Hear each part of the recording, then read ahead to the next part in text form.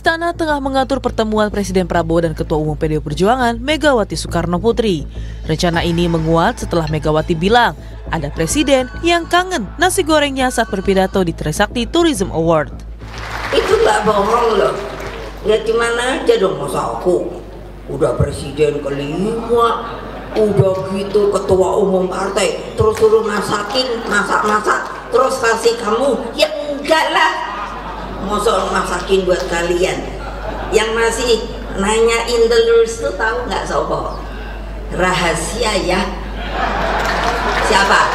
Ayo, presiden bolak-balik nanya, kapan aku dibikinin nasi goreng mbak ya? Ayo presiden sopo yuk. Partai Gerindra lewat Ketua DPP Daniel Anzar Simanjuntak merespon pernyataan Ketua Umum PDIP Megawati Soekarnoputri soal presiden yang minta dimasakkan nasi goreng. Daniel Anzar bilang pernyataan Megawati tersebut merupakan bentuk hubungan baik Prabowo dan Megawati. Namun, apakah pernyataan itu merupakan kode akan ada kerjasama di kabinet? Kata Daniel, Gerindra dan PDIP tetap bisa bekerja sama meski tidak bersama di pemerintahan. Oh, Bu Mega. Apakah itu kode untuk mengajak kerjasama ke kabinet, Pak? Pak Presiden tuh memang suka nasi goreng Bu Mega. Bu Megawati itu nasi gorengnya top. Kerjasama kan pasti. Bu Megawati kan menyampaikan akan bekerja, dan Pak Prabowo juga menyampaikan siap bekerja sama dengan pemerintah di bawah Pak Prabowo dan ingin memastikan bahwa pemerintahan Pak Prabowo itu sukses. Tapi kan kerjasama itu tidak selalu bermakna bersama-sama di dalam pemerintahan. Melakukan fungsi kontrol terhadap pemerintah seperti yang dilakukan oleh teman-teman PDIP sekarang itu juga kerjasama. Sementara itu, Mensesnek Prasetyo Hadi bilang pertemuan antara Presiden Prabowo Subianto dan Presiden kelima RI Megawati Soekarnoputri tengah diatur. Kata Mensesnek, kerinduan Prabowo terhadap Mega selama 2,5 tahun sudah terjawab saat pertemuan pasca Lebaran. Pertemuan kembali antar kedua tokoh ini sedang diagendakan. Kemarin Bu Megawati sebut Pak Prabowo kangen nasi gorengnya Bu Mega, Mas. Kapan Mas mau soal lagi? Betul.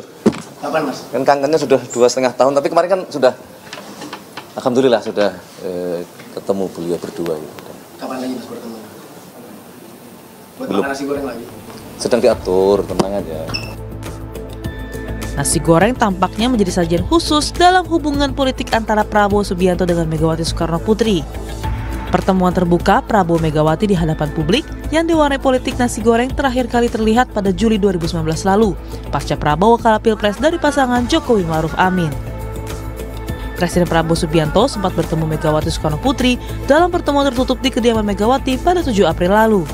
Kedua tokoh ini belum bertemu lagi secara terbuka di hadapan publik pasca Pilpres 2024. Tim Liputan, Kompas TV.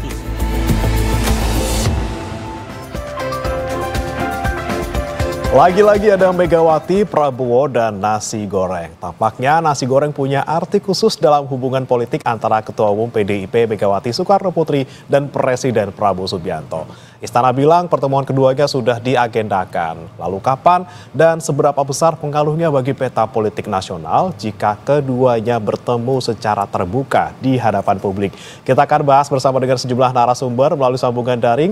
Ada politisi senior PDI Perjuangan Andreas Hugo Parera, kemudian Ketua DPP Partai Gerindra Daniel Anzar Simanjuntak, dan pengamat politik sekaligus Direktur Eksekutif Trias Politika Strategis Agung Baskoro. Selamat pagi Bapak-Bapak. Selamat pagi semua. Selamat pagi Mas. Salam sehat Bapak-Bapak. Saya mau ke Pak Andre dulu. Pak Andre, ini kan yang kode-kode dulu kayaknya Bu Mega ya di tanggal 8 kemarin ngomongin soal nasi goreng. Ini berarti memang untuk pertemuan yang selanjutnya ini memang Bu Mega yang pengen ketemu duluan dong, Pak Andre. Kemarin saya baca di Kompas itu ada ulasan yang menarik tentang tipe kepemimpinan dan gaya kepemimpinan Pak Prabowo yang diulas oleh Mas Gun Gun kalau tidak salah, soal bagaimana kayak komunikasi, terus kemudian kayak pengambilan kebijakan. Nah, saya kira Ibu Mega dan Pak Prabowo itu mempunyai gaya yang sama di dalam menyampaikan pesan-pesan, ya seringkali menggunakan simbol-simbol. Tapi di dalam gaya pengambilan keputusan kedua pemimpin ini sebenarnya mempunyai gaya yang juga sama, secara ini gaya original yang sama, yaitu apa yang dia sebut dengan low culture context, low context culture, di mana ya di situ sering menyampaikan hal-hal yang pengambilan keputusan yang gaya yang eksplisit, terus kemudian apa adanya. Nah, di dalam pola seperti itu saya kira penting untuk yang menyampaikan simbol, menyampaikan pesan pada masyarakat, terutama sekarang dalam situasi sekarang ini.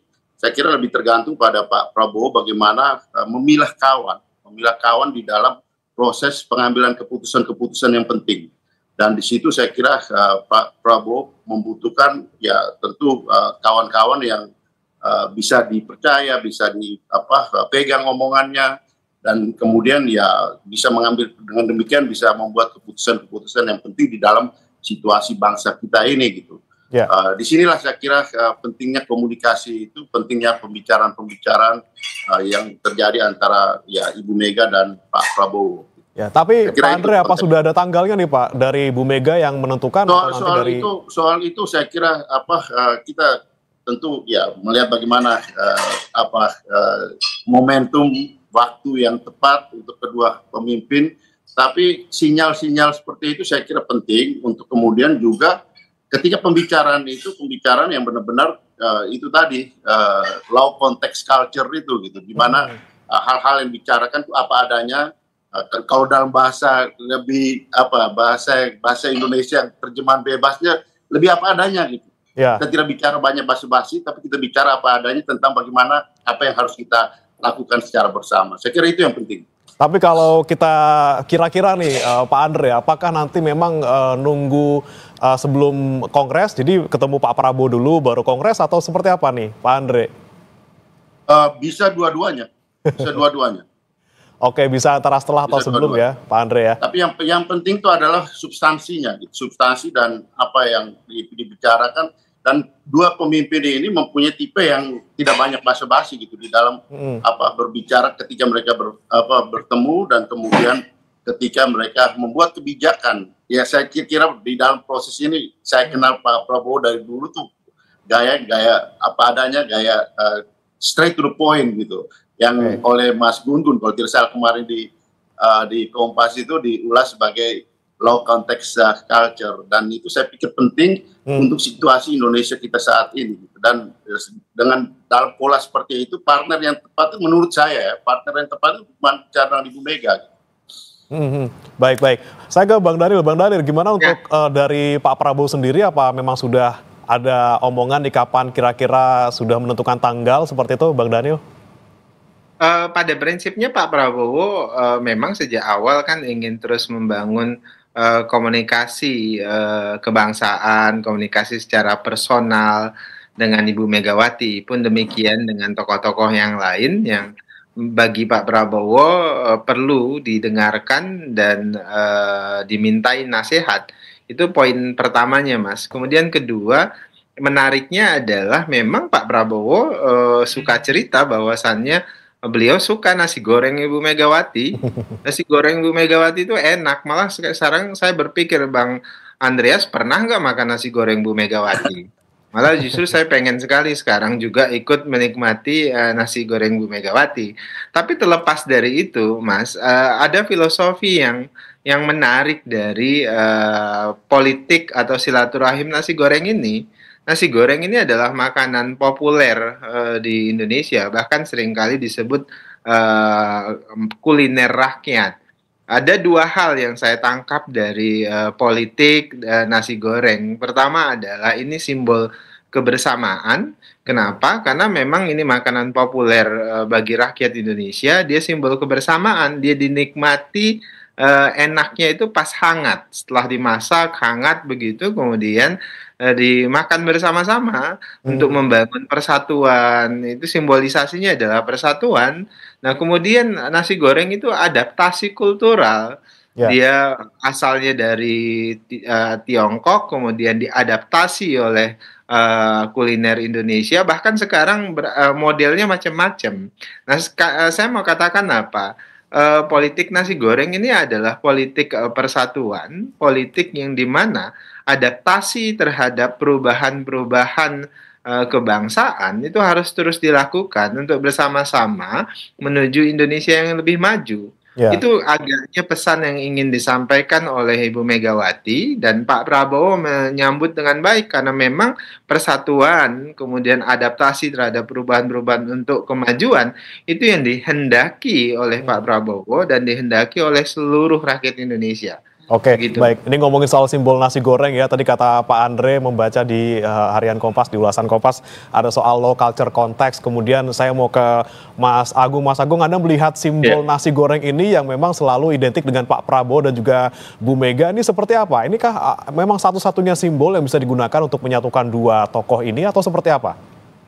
Iya, ini sebenarnya deja vu politik sih Mas ya, karena kita tahu nasi goreng ini juga pernah menjadi problem solver antara relasi Ibu Mega dengan almarhum Pak Gus Dur ya, karena waktu itu juga ada dinamika politik. Tiba-tiba Pak Gus Dur datang ke Tuku Umar minta dimasain nasi goreng. Nah setelah itu baik tuh hubungan hangat lagi. Nah 2019 Ibu Mega memasakkan nasi goreng juga ke Pak Prabowo. Pak Prabowo-nya jadi menhan semacam itu. Nah saya nggak tahu 2025 ini ada hal besar apa yang akan mengikuti ataupun mengitari politik nasi goreng yang akan dimasak Ibu Mega. Apakah Bang Andrea udah senyum-senyum itu Bang Andreas. Derajat mitra kritisnya berkurang. Kalau saya udah ngomong proporsi aja nih. Dari 50% menjadi 25% mitra kritis. Jadi mitra strategis yang 75%. Atau memang ya udah deh. 100% aja mitra strategis ya. Mitra kritisnya nanti dulu. Jelang Pilpres 2029 saja misalkan seperti itu. Jadi saya melihat ketika Ibu Mega sudah melempar kode nasi goreng, itu bukan kode biasa secara politik, tapi akan ada hal besar yang akan mengikuti sikap PDIP, apalagi dalam waktu dekat misalkan kalau jadi ada kongres ya, sehingga memutuskan secara definitif apa sikap PDIP, apakah sebagai mitra kritis atau sebagai mitra strategis, atau full salah satu, mitra strategis saja atau mitra kritis. Seperti itu sebagai pengantar Mas Bremana. Oke, Mas Agung, kalau Anda melihatnya juga ketika misalnya sudah bertemu nih tanggal 7 kemarin, ini kan sudah ada yang dibicarakan pastinya, walaupun kita tidak tahu persis apa yang mereka bicarakan karena tertutup. Anda melihatnya apakah di pertemuan yang selanjutnya ini, apakah memang melanjutkan kemarin yang diomongkan di tanggal 7, kemudian seperti apa kira-kira harusnya kedua tokoh ini bertemu? Apakah tertutup lagi atau lebih baik terbuka saja seperti itu? Iya, saya menyampaikan kalau masak nasi goreng itu susah untuk tertutup. Soalnya harumnya kemana-mana nanti ya. Bang Andreas juga tertarik ikut, Bang Dhanil juga, apalagi pengen makan nasi goreng Ibu Mega. Jadi kemungkinan untuk tertutupnya kecil kalau udah nasi goreng dimasak itu. Jadi terbuka, bisa jadi diselebrasi. Dan kalau di pertemuan pertama ada banyak hati yang dijaga ya. Hati yang di Solo, hati publik yang lagi merasakan ekses kebijakan, maupun hati-hati yang lain lah semacam itu. Nah sekarang ini hati-hati itu sudah siap menerima apa adanya tadi ya, low context culture itu. Supaya apa? Ya Pak Prabowo butuh balance of power, relasi dengan Ibu Mega masuk, Pak Jokowi juga, Pak SBY. Supaya apa? Supaya beliau dapat menerima banyak masukan dari semua para presiden tadi. Dan kita tahu bersama bahwa Ibu Mega masih di BRIN dan BPIP. Kemudian Pak SBY sama Pak Jokowi masih di Danantara. Nah, kalau misalkan ada Watimpres untuk mengkerangkai relasi antar semua itu, tidak menutup kemungkinan Mas Bremana, ya semua presiden bisa satu forum sama Pak Prabowo memberikan masukan-masukan. Jadi saya percaya ketika itu mengemuka, maka fokus kita sebagai bangsa untuk membangun semakin lebih solid dan lebih kokoh seperti itu. Oke, baik. Tadi yang menarik dari Mas Agung dibilang bahwa ini bisa menjadi kedua kemungkinan ya Mas ya, mitra strategis atau yang satunya seperti itu. Saya mau ke Pak Andre. Anda melihatnya arahnya kemana nih pertemuannya Bu Mega dan juga Pak Prabowo? Seperti apa nanti PDIP ke depannya maunya seperti apa sama pemerintahan sekarang? Ya, saya kira yang penting itu adalah ya pembicaraan, pertemuan dan kemudian pembicaraan yang saya tahu, saya kira kita semua mengenal tipe dari kedua pemimpin ini yang kalau bicara di dalam proses pengambilan kebijakan dan kemudian bagaimana mereka berpendapat secara original itu biasanya baik Ibu Mega maupun Pak Prabowo itu bicara apa adanya di antara mereka gitu. Dan pembicaraan itu menurut saya penting untuk kemudian dikeluar sebagai kebijakan gitu. Kenapa? Karena kita tahu di dalam gaya komunikasi yang kalau kita lihat sekarang orang kita itu suka apa? Suka dengan gaya yang apa ya, lebih banyak masyarakat ya, maksud saya itu hal-hal yang sifatnya basa-basi gitu. Kalau di istilahnya yang dikutip oleh Mas Gun-Gun di Kompas kemarin itu justru high context culture gitu. Lebih banyak bicara ya kita sih ingin gotong royong, kita ingin bersama, tetapi faktanya di dalam politik itu oke gitu, tapi kita harus juga mempunyai kalau Bung Karno bilang itu teman ideologis, teman strategis, dan teman taktis gitu untuk menghadapi berbagai situasi. Dan disitulah kepiawaian dari seorang pemimpin untuk menyampaikan, untuk menampilkan gaya kepemimpinan yang original gitu. Itu penting untuk kemudian rakyat bisa memahami gitu apa sih yang sebenarnya diinginkan oleh sang pemimpin ini gitu, bersama dengan ya baik dalam hal komunikasi maupun di dalam proses pengambilan keputusan. Oke, baik. Bang Daniel, kalau menurut Anda seperti apa? Kira-kira ketika misalnya nanti Pak Prabowo sama Bu Mega ketemu lagi gitu ya, dan ini kemudian kan juga pasti ada harapan dari Pak Prabowo gitu ya terkait dengan bagaimana sikap PDIP di pemerintahan seperti itu. Apakah memang nanti Pak Prabowo juga ingin pemerintahan ini berjalan mulus gitu ya tanpa adanya hambatan ataupun adanya hal-hal yang lain misalnya ketika nanti sudah bertemu dengan Bu Mega seperti itu, Bang Daniel? Ya, kalau pemerintahan ada hambatan itu hal yang wajar ya, dan hambatan itu yang justru menjadi tantangan yang harus diselesaikan dan ditangani oleh pemerintahan pada saat ini. Kemudian kedua, pertemuan dengan Ibu Mega, pertemuan dengan tokoh-tokoh yang lain itu sangat penting untuk menemukan perspektif yang dilihat oleh Ibu Megawati sebagai outsider misalnya pada saat ini. Karena kadang-kadang outsider ketika melihat dari jauh itu bisa melihat lebih luas, helikopter view gitu kira-kira, dan itu akan sangat membantu penyelesaian masalah. Karena Pak Prabowo berkepentingan tentu mengidentifikasi setiap masalah yang ingin beliau tangani. Karena perspektif seorang mantan presiden itu tentu berbeda dengan perspektif seorang Dhanil misalnya. Kenapa? Karena beliau pernah menangani secara langsung, kemudian presidensial feeling itu beliau dapati. Nah, itu yang kemudian akan sangat membantu Pak Prabowo ketika berbicara dan berdiskusi banyak dengan Ibu Megawati.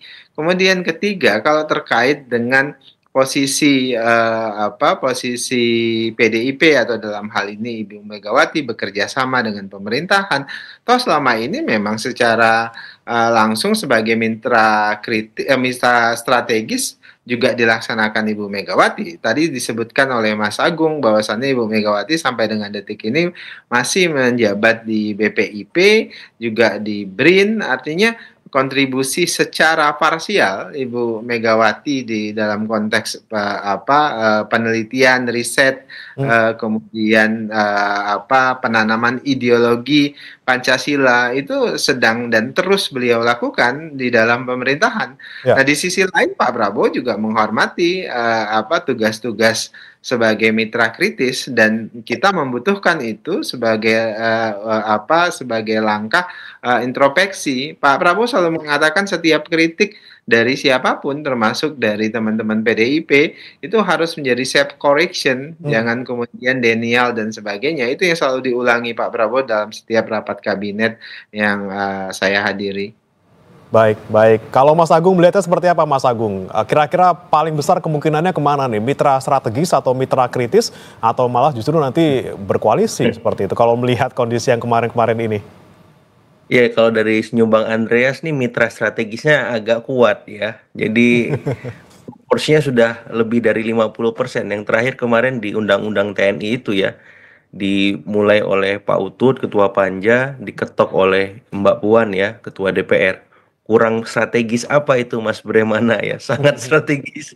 Nah saya kira PDIP juga dalam tanda petik, ini udah kita kawal, ini gimana ke depannya. Makanya kode-kode nasi goreng itu disampaikan secara langsung Ibu Mega di hadapan kader maupun publik. Dan saya melihat memang di sisi Pak Prabowo juga ada kebutuhan, dalam artian walaupun koalisi Indonesia Maju Plus itu sudah dikonsolidasikan 81% dan PDIP sisanya, bukan berarti koalisi itu bersifat statis, Mas Bremana. Ya. Bisa saja ketika PDIP ada arahan mau masuk, di koalisi Indonesia Maju Plus itu juga ada dinamika dan tarik-menarik ya. Apalagi nanti ketika pembahasan soal 2029 mengitari itu semua. Sehingga bisa jadi ya PDIP ini bisa menjadi semacam exit strategi ataupun buffer strategi dari Pak Prabowo untuk memastikan Kim Plus ini tetap solid, nggak ada PDIP, apalagi ketika PDIP masuk semacam itu, sehingga balance of power itu terjadi, tidak ada kecenderungan ataupun kedekatan khusus kepada salah satu katakanlah presiden dari sisi Pak Prabowo, sehingga beliau bisa memainkan politik yang sehat dan demokrasi yang berkualitas kepada semua pihak, kepada semua partai manapun. Artinya beliau punya punya jalur, punya visi, punya jalan, tidak ada ya istilahnya kecenderungan bahwa satu tokoh saja beliau bergantung satu partai saja, tidak demikian.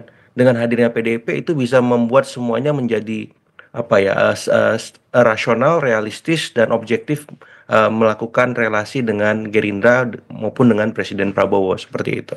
Oke, Pak Andreas, gimana nih menanggapinya? Benarkah memang nanti lebih ngarahnya ke strategis dibanding dengan kritis? Misalnya mungkin apakah selama ini Bu Mega akhirnya sudah melunak gitu ya, berada di luar pemerintahan, Bang Andre? Saya kira kita terlalu banyak repot dengan istilah-istilah gitu, terminologi yang kita kemas gitu. Nah ini yang dibilang high context culture itu gitu kan. Kadang-kadang kita dalam berkomunikasi kita mengemas itu menjadi seolah-olah indah semuanya gitu. Tetapi di dalam kenyataan justru ya lebih banyak pura-puranya gitu. Nah ini misalnya, saya ambil contoh, ketika di zaman Pak SBY dulu, PDI Perjuangan satu-satunya partai yang berada di luar pemerintahan. Tapi tidak kalah juga yang ada di dalam pemerintahan itu justru melakukan kritik-kritik yang keras, bahkan lebih oposan dari PDI Perjuangan, gitu, membuat pusing pemerintahan pada waktu itu gitu. Kenapa? Kita terlalu banyak sibuk dengan kemasan terminologi ini gitu. Sementara konteks substansinya kita tidak perhatikan. Saya kira saat ini waktu yang tepat, saya kira Pak Prabowo memahami persis atau Ibu Mega pun memahami persis untuk kita lebih melihat pada aspek substansinya gitu.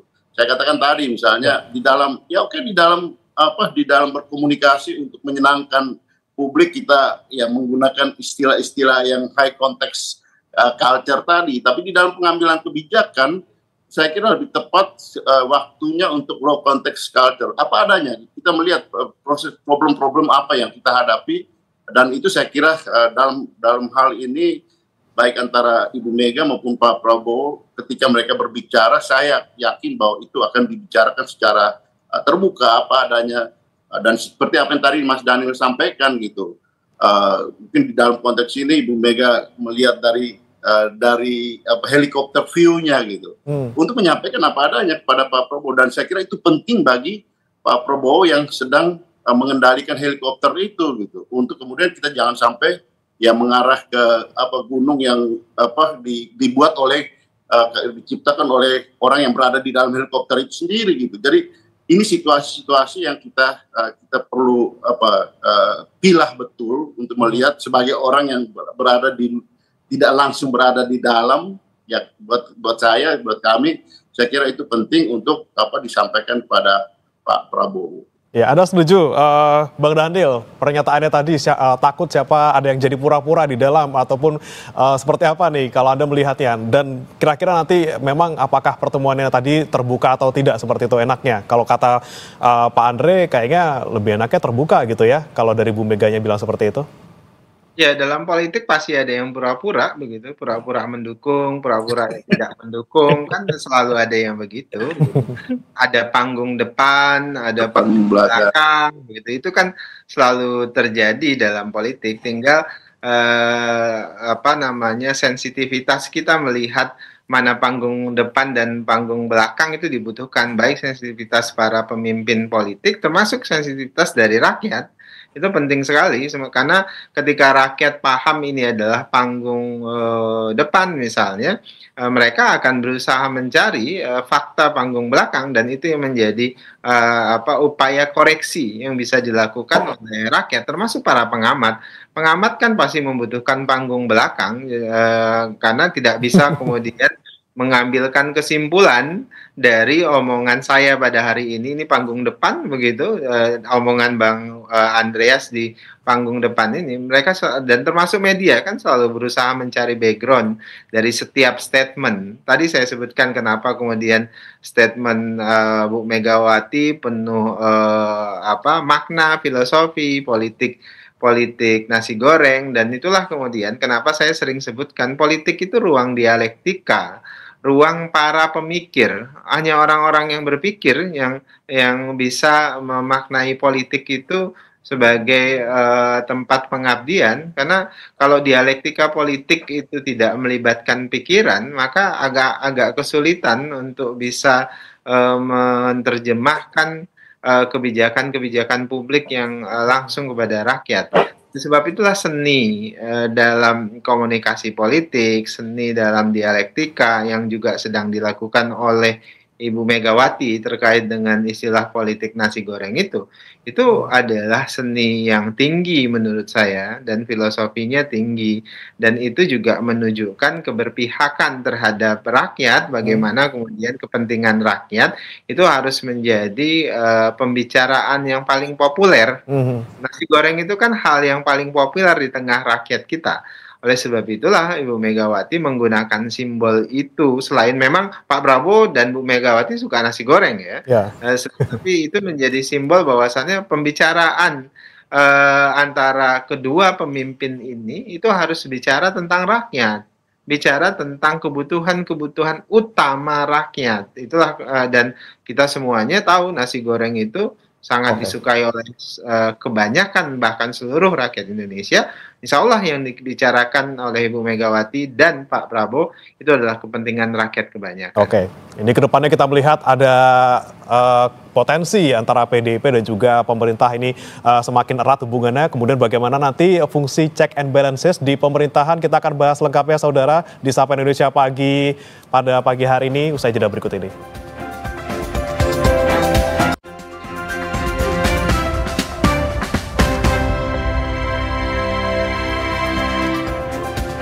Anda masih di Sapa Indonesia Pagi, saudara. Kita bahas kembali politik nasi goreng antara Megawati dan Prabowo. Apakah terulang lagi di waktu dekat ini?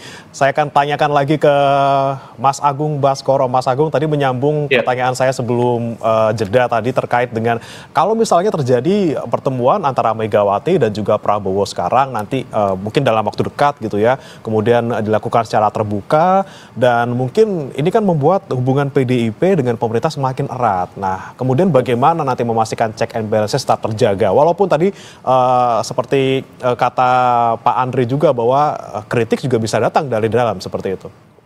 Persis. Jadi kalau saya melihat karena ini nasi goreng kemungkinan dimasaknya di Teku Umar, Mas. Bagaimana ya? Jadi kalau di luar Teku Umar peralatan masak nasi gorengnya nggak lengkap kayaknya Bang Andreas ya. Itu satu. Biasanya nasi goreng tergantung tuan rumahnya, Mas. Nah itu dia, makanya jadi Teku Umar sangat potensial jadi tuan rumah dimasaknya nasi goreng ini. Yang kedua memang bisa jadi sebelum kongres digelar, karena keputusan definitif tentang sikap PDIP kan akan diputuskan di kongres. Bisa jadi pertemuan digelar sebelum kongres dilaksanakan. Jadi kalau ditanya kapan, ya tergantung kongresnya kapan. Kalau kongres sudah ada tanggal, kemungkinan ya nasi goreng itu bisa dimasak lebih awal semacam itu. Nah kemudian kalau ditanya soal bagaimana prospek ke depan relasi efek dan ekses dari PDIP kemudian merapat dengan pemerintahan Presiden Prabowo, saya kira ini memang menjadi kabar kurang baik bagi publik kita gitu, karena memang secara definitif kan sudah terkonsolidasi 81%. Kalau misalkan sisanya 19% juga terlibat masuk, otomatis publik mau tidak mau yang menjadi tulang punggung demokrasi kita untuk mengawal intensif pemerintahan supaya check and balances itu bisa optimal. Walaupun tidak menutup kemungkinan PDIP tetap ada sisa mitra kritisnya, kemudian di Kim Plus juga seperti Bang Andreas sempat elaborasi di masa Pak SBY juga banyak beberapa partai memainkan peran lebih oposisi ketimbang PDIP itu sendiri, seperti itu. Jadi saya melihat ke depan prospek itu yang akan mengemuka, dan mau tidak mau ya publik harus mengambil peran ya, baik secara langsung ataupun tidak, untuk memastikan demokrasi kita, check and balancesnya bisa tetap optimal. Karena kalau tidak, nanti ada hal-hal yang kita khawatirkan akan mengemuka kembali, misalkan soal bahasan undang-undang yang kurang partisipatif, terus ada kebijakan-kebijakan yang diputuskan kurang sosialisasi, semacam itu. Dan kalau publik tidak mengawal itu day to day secara politik semacam itu, nah kekhawatiran itu bisa terulang dan terjadi kembali, Mas Bremana, seperti itu. Oke. Ada pandangan juga Mas Agung terkait dengan kemungkinan pertemuan Pak Prabowo dan juga Bu Mega ini. Ada yang bilang bahwa ini sebenarnya upaya dari Pak Prabowo untuk dalam tanda kutip sedikit demi sedikit lepas dari asosiasi publik dengan mantan presiden yang sedang kita bicarakan beberapa waktu terakhir ini gitu ya. Apakah memang ini menunjukkan bahwa oke, Pak Prabowo bilang saya dekatnya ke semua mantan presiden kok, nggak cuma ke salah satu tokoh saja gitu. Dan apakah emang ini tujuannya gitu ya, untuk menunjukkan bahwa seperti itu, tidak hanya dekat ke salah satu mantan presiden saja? Persis, karena kan kita tahu dalam beberapa waktu terakhir kemarin sempat menguat ya isu soal matahari kembar, soal presiden boneka, dan tiba-tiba ada nasi goreng masuk. Nah ini kan sebagai alternatif menu wacana yang membuat publik akhirnya dalam tanda petik lebih objektif melihat relasi Presiden Prabowo dengan para presiden lain. Dan Presiden Prabowo sudah membuktikan dalam banyak hal sebenarnya, lewat program-program kerjanya yang berbeda dengan presiden sebelumnya, lewat gaya kepemimpinannya, kemudian lewat pendekatan-pendekatan politiknya kepada elit kita, seperti itu, yang jauh sangat berbeda dari presiden-presiden sebelumnya. Dan itu kemudian diafirmati ketika memang ada nasi goreng dan sambutan teman-teman di Gerindra, di lingkar terdekat Pak Prabowo termasuk Bang Daniel, itu bak gayung bersambut, Mas Bremana, cocok, pas gitu takarannya. Jadi saya melihat memang ini pucuk dicinta ulam pun tiba ya, sama-sama mau, sama-sama saling ingin ketemu. Sepertinya emang hatinya sudah cocok satu sama lain. Di luar memang ada hati yang lain juga yang perlu dijaga semacam itu. Karena mau tidak mau kan mencari formulasi yang pas, dosis yang tepat untuk membuat ya semua para presiden ini nyaman, itu kan nggak mudah. Tapi Pak Prabowo saya yakin punya formulasi-formulasi jitu ya, di bawah di bawah pengalaman dan pengetahuan beliau selama ini saat berrelasi dengan para presiden tadi, seperti itu. Ya, ngomongin soal nasi goreng tadi ya, takarannya harus pas, kemudian juga pastinya harus ada topping-toppingnya nih. Saya mau tanya ke Pak Andre dulu. Pak Andre, ada topping ini nggak soal Wapres di 2029 nggak kira-kira kalau Pak Prabowo dan juga Bu Mega ketemu? Kan bisa jadi ini ada topping soal Wapres 2029 nih, Bu Mega.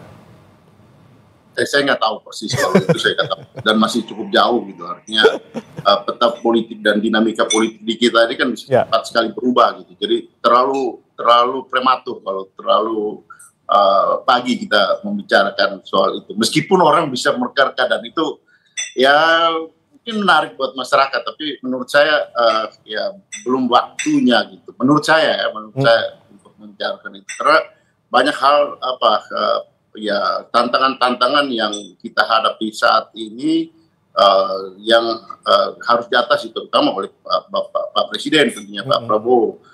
Tapi orang lain mungkin berpikir seperti itu gitu. Nah saya kira justru itu kita tidak terjebak di dalam cara berpikir orang yang melihat dari kekuasaan ke kekuasaan, dari pemilu ke pemilu gitu. Karena disinilah kita perlu ya kalau Anda berada bersama dengan kekuasaan, ya bagaimana kita setelah memenangkan kekuasaan itu, bagaimana kita menggunakan kekuasaan itu untuk kepentingan dan janji-janji yang sudah kita sampaikan kepada rakyat. Itu saya kira prinsip itu ya PDI Perjuangan kita pegang betul, bagaimana ya kita melihat pentingnya ya ada di dalam proses pemerintahan maupun ada di luar proses pemerintahan, tapi kita bagaimana menggunakan PDI Perjuangan, partai yang meskipun kita tidak ada di dalam pemerintahan saat ini, tapi di DPR, di parlemen kan mempunyai kekuatan yang cukup besar untuk juga bersama-sama di dalam proses membangun negara. Saya kira itu yang paling penting gitu. Artinya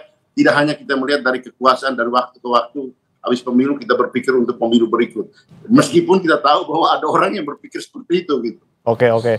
Ya Bang Daniel, Anda setuju Bang Daniel, kita nggak usah ngomongin soal pemilu ke pemilu karena memang masih jauh, tapi kan omongan dari luar ini sudah sangat ramai gitu ya. Ini ngomongin Wapres kali ya ketika Pak Prabowo ketemu sama Bu Mega gitu. Tidak, jadi ya terlalu tadi disebutkan oleh Bang Andreas, terlalu dini, terlalu subuh kira-kira begitu kalau bicara tentang itu. Karena politik kita kan faktanya ya detik terakhir. Jadi sabar saja, yang jelas yang akan dibicarakan oleh Ibu Megawati dan Pak Prabowo tadi saya sebutkan hal-hal yang terkait dengan nasi goreng. Maksud saya adalah terkait dengan kepentingan rakyat banyak. Nasi goreng itu kan seleranya seluruh rakyat Indonesia. Artinya simbolisasi nasi goreng itu adalah simbolisasi kepentingan rakyat banyak. Ya tentu yang akan dibicarakan adalah bagaimana pembangunan agenda pembangunan yang akan dibawa oleh Pak Prabowo 5 tahun ke depan, 4 tahun lebih ke depan itu bisa lebih baik, bisa ada harmonisasi, kemudian ada akselerasi. Nah, itu yang diharapkan oleh Pak Prabowo. Kemudian yang kedua terkait dengan hati-hati lain tadi yang disebutkan oleh Mas Agung, ya nasi goreng itu pakai hati enak begitu. Jadi bahkan pakai hati begitu supaya kemudian rakyat itu bisa menikmati nasi goreng yang lebih enak. Maksud saya adalah kebijakannya itu jauh lebih baik begitu. Kebijakannya jauh lebih menguntungkan kepentingan rakyat banyak. Jadi ketika nasi goreng ditambah hati artinya adalah kepentingan rakyat banyak itu jauh lebih bisa dilayani dan bisa lebih baik. Kenapa? Karena ada komunikasi yang baik antar presiden yang sedang memerintah dan sedang memimpin dengan mantan presiden yang punya pengalaman panjang melayani rakyat. Kira-kira begitu. Nasi goreng pakai hati enak, tapi kalau tanpa kerupuk kurang lengkap katanya ya. Saya ke Mas Agung, ini kalau kerupuknya ini kan dibilang kan pendamping gitu ya. Tadi saya bilang juga butuh topping, pendamping. Ini kan ngomongin soal wakil juga nih ya. Gimana nih Mas Agung, benarkah kita terlalu awal untuk ngomongin soal kerupuk ini? Kita kasih kerupuknya nanti aja deh di akhir, seperti orang-orang bikin nasi goreng gitu ya. Sebenarnya 2029 itu yang memanaskan awal Gerindra, Mas Bremana ya, karena sudah mendeklarasikan awal Pak Prabowo. Cuman Wapres ditahan dulu, sama seperti PAN, ya presidennya Pak Prabowo, Wapres nanti dulu, ya. Demokrat ngasih sinyal, Golkar juga ke Pak Prabowo semuanya, Wapres nanti dulu.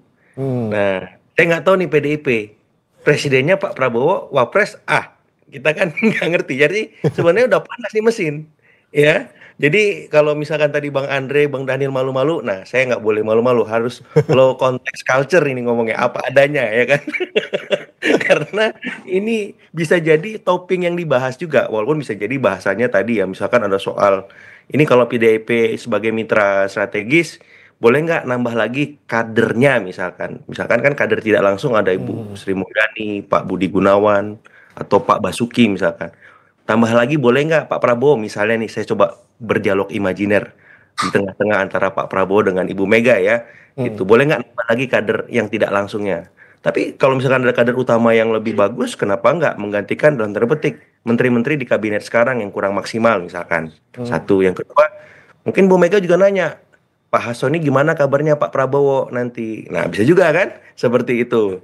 Saya kemudian bisa juga bahasanya soal ini gimana nanti hati para presiden lain kalau Pak Prabowo ketemu saya di mana posisi duduknya kalau misalkan kita ketemu bareng-bareng, karena biar bagaimanapun Pak Prabowo pengen dikenal juga sebagai presiden pemersatu yang bisa memastikan semua para presiden ini bisa bersama dalam satu meja seperti itu. Oh iya Bu, nanti saya siapin yang ini Bu, semacam itu, aman Bu, tenang, pokoknya Ibu nggak usah khawatir.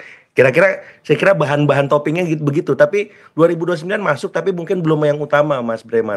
Seperti itu. Tapi PDIP minimal sudah mikir nih, Pak Prabowo lagi atau siapa ya, Wapres siapa dari misalkan PDIP, kalau memang ada yang Vice President look gitu kan, kenapa enggak gitu. Ya bertanding secara sehat, tinggal Pak Prabowo nanti milih mana yang paling solid, paling kokoh menguatkan kaki-kaki politiknya di hadapan masyarakat saat Pilpres digelar. Nah tadi yang menarik Mas Agung, Anda sampaikan kalau misalnya Pak Prabowo dan juga Bu Mega ini semakin dekat, kemudian bagaimana dengan Pak Jokowi gitu kan? Sekarang wakilnya anaknya Pak Jokowi, terus kemarin juga sedikit banyak tentunya peran Pak Jokowi untuk kemenangan Pak Prabowo juga besar seperti itu. Gimana Mas Agung melihatnya? Ya, karena politik dinamis, ya bab Presiden Jokowi dengan misalkan Wakil Presiden Gibran itu kan memang 2024. Dan memang ada fakta historis di politik kita bahwa di term kedua itu wapresnya selalu beda, Mas Bremana. Pak SBY dengan Pak JK, kemudian dengan Pak Budiono. Kemudian Pak Jokowi dengan Pak JK, kemudian dengan Pak Maruf Amin. Nah, ini Pak Prabowo ini akan mengikuti linear semacam itu yang beda, sehingga Mbak Puan ada peluang juga kan mendampingi. Karena kemungkinannya kalau lihat fakta historik itu memang untuk periode kedua agak berat Wapres ini bisa berdamping lagi karena kebutuhan dan tantangan politiknya berbeda jauh. Kan kalau kita memilih menteri saja tuh matriks elektoralnya banyak, apalagi seorang wakil presiden. Misalkan dalam tanda contoh Pak Prabowo ini kan dikenal sebagai figur nasionalis. Nah, kebutuhan beliau akan figur misalkan santri itu kan cukup tinggi saling melengkapi. Tapi nggak apa-apa juga nasionalis seperti halnya sekarang Mas Gibran semacam itu. Jadi siapa figur nasionalis? Nah, bisa saja Mbak Puan, Mas AHY misalkan atau Mas Gibran lagi. Tapi tergantung situasi politik hari ini. Kalau misalkan hari ini memang dalam tanda petik keluarga Solo terus mendapat serangan bertubi-tubi, ya saya agak pesimis Mas Gibran bisa menjadi pendamping kembali. Walaupun tidak menutup kemungkinan bisa ya, asal memang manuver-manuver taktis Mas Gibran dan keluarga Solo itu bisa menepis serangan tersebut, memastikan mereka punya posisi tawar politik. Dalam artian misalkan Mas Gibran gabung ke partai. Tapi kalau Mas Gibran sampai sekarang misalkan belum dan partainya tidak misalkan lebih solid dari PDIP, Pak Prabowo bisa melirik-lirik Bang Andreas sama calonnya nanti kan, karena lebih seksi secara elektoral di 2009 nanti, walaupun memang ada peluang yang lain karena di Kim Plus juga ini kantrian juga panjang Mas Bremana ya. Karena masing-masing ketumnya juga melirik nih. Ini saya udah umur segini kok belum wapres, sementara yang muda udah jadi wapres kan seperti itu. Jadi saya melihat Pak ya. Belum pemurupuknya ya. Itu dia. Jadi topiknya mungkin 2029 saya kira dibahas tapi nggak akan mendominasi. Yang paling dekat memang soal stabilitas nasional dalam konteks pemerintahan ya. Bagaimana kinerja pemerintah hari ini di bidang ekonomi bisa lebih baik. Terus ada menteri-menteri yang problematik, PDIP bisa ngambil peran di mana seandainya ada shuffle misalkan seperti itu. Dan soal kasus-kasus hukum yang mengitari kader-kader PDIP, saya kira juga itu akan menjadi bahan pembicaraan yang cukup akan banyak dibahas macam itu. Baik, saya ke Pak Andre terlebih dahulu. Sebelum kita closing, Pak Andre masih jauh ngomongin soal Wapres, tapi harapan terdekat untuk pertemuan kedua tokoh ini dari PDIP seperti apa, Pak Andre? Ya, saya kira pertemuan yang akan datang itu ya pasti pembicaraan yang ya tadi nasi goreng dengan bumbu-bumbunya yang pas, yang tentu itu untuk yang kalau tadi Mas Daniel selalu katakan bahwa nasi goreng itu adalah makanan rakyat, ya untuk hidangan untuk bukan hanya mereka berdua, tapi kemudian untuk rakyat, dalam arti bahwa ya apa yang dibicarakan itu adalah hal-hal yang berkaitan dengan ya bagaimana bangsa ini ke depan. Jadi artinya lebih substantif gitu pembicaraan itu, lebih apa adanya, lebih bagaimana melihat problem-problem yang dihadapi Pak Prabowo di dalam, Ibu Mega melihat dari itu tadi helikopter view dari luar, tapi memberikan masukan-masukan yang apa adanya, tidak sekedar hanya ya yes man, ya bapak, tetapi juga menyampaikan apa adanya. Tentu saya kira itu juga akan sangat bermanfaat baik untuk Pak Prabowo maupun untuk bangsa. Baik, kalau dari Bang Daniel seperti apa Bang Daniel, kalau dari Gerindra? Ya, tentu kami berharap Ibu Megawati, pertemuan Bu Megawati dan Pak Prabowo itu bisa menghasilkan jalan baru bagi rakyat banyak. Jadi ada saran, ada masukan, ada kritik dari Ibu Megawati yang harus dilakukan oleh Pak Prabowo, harus diperbaiki oleh Pak Prabowo, itu akan menjadi jalan baru yang positif untuk kepentingan rakyat banyak. Kemudian kedua, kenapa masukan dari Ibu Megawati itu penting? Gitu. Bu Megawati kan selama ini termasuk yang konsisten menjaga demokrasi kita agar tetap sehat, dan saya secara pribadi mengakui itu. Dan di balik sikap keibuan, kemudian agak sulit berkompromi, itu memberikan ruang buat demokrasi kita supaya bisa dijaga dengan baik. Karena dan harus diakui untuk beberapa momentum kekerasan dalam Ibu Megawati, dalam tanda kutip kekerasan sikap beliau itu menjaga demokrasi kita, dan Pak Prabowo terus terang menghormati sikap itu. Karena kita memang membutuhkan check and balance dalam konteks demokrasi, dan selain tentu pastilah Bu Megawati dan Pak Prabowo mementingkan kepentingan rakyat banyak, kepentingan nasi goreng untuk seluruh rakyat Indonesia. Ini dia yang menarik ya, saya mengutip dari Bang Daniel, semoga nasi goreng yang dimasak oleh Pak Prabowo dan juga Bu Mega ini disukai semua rakyat, baik untuk semua rakyat, kesepakatan yang dihasilkan juga semuanya untuk kepentingan rakyat. Terima kasih Pak Andreas, Bang Daniel, Mas Agung sudah bergabung bersama kami di Sapa Indonesia Pagi. Salam sehat. Halo.